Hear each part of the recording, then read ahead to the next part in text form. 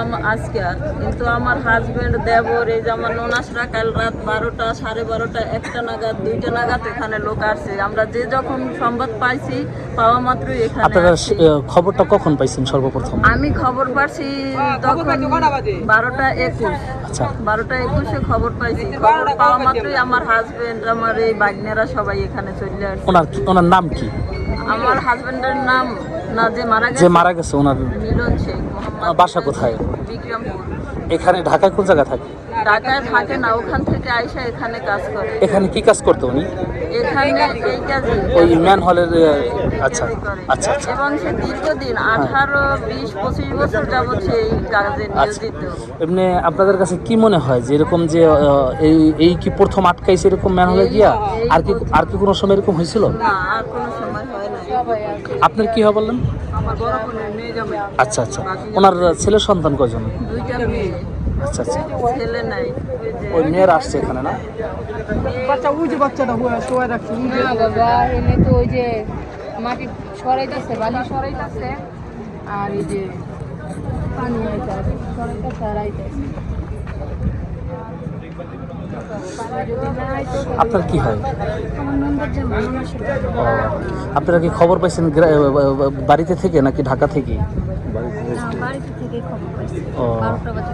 এই উনি কখন নাগাদ আটকাইছে এরকম ইয়ার ভিতরে, ম্যানহোলের ভিতরে? কালকে 1টা বাজে না, 1টা 2টা। ভাইয়ের কি হয়? আমার ছোট বোন। ও আচ্ছা আচ্ছা। উনি কতদিন যাবত এই কাজ করেন? 25 বছর। এই ম্যানহোলের কাজগুলো উনি করেন? 24-25 বছর। আচ্ছা আচ্ছা। ও, এই ওনার মেয়ে কয়জন ছেলে মেয়ে ওনার? 2টা মেয়ে। ওই গ্রামেই থাকে? হ্যাঁ। ঢাকায় ওনার বাসা নাই না? না। আচ্ছা আচ্ছা। কাজ করে রাত্রে দিনে ঢুকছে, আর তার বড় মেয়ের সন্তান হয়েছে রাতে 11টা দিন আচ্ছা আচ্ছা হাসপাতালে। আচ্ছা। এই প্রথম ওই বিক্রমপুরে দিই? শ্রীনগর আচ্ছা আচ্ছা। আমাদের সন্তান হয়েছে, আর আমরা কিন্তু খবর পাইছি অবস্থা। ও, প্রথম আইসা আপনারা কি দেখলেন? আমি এসে দিচ্ছি বিকু আসছে তখন। আচ্ছা কাজে খুবই উইক করছে, তারা খুবই দেরি করে কাজ শুরু করছে। আচ্ছা আচ্ছা। আপনি দেখেন সাধারণত লাশটা পাওয়ার পরও, মানুষটাকে পাওয়ার পরও প্রায় কত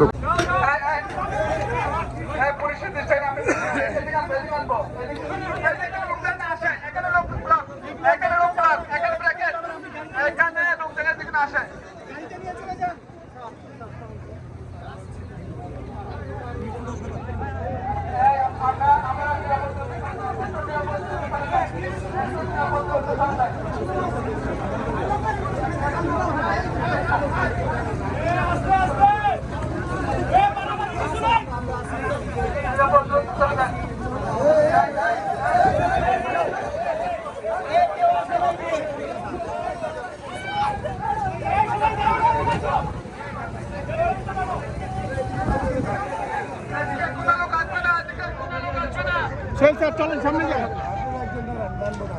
আমরা সামনে আছি তো।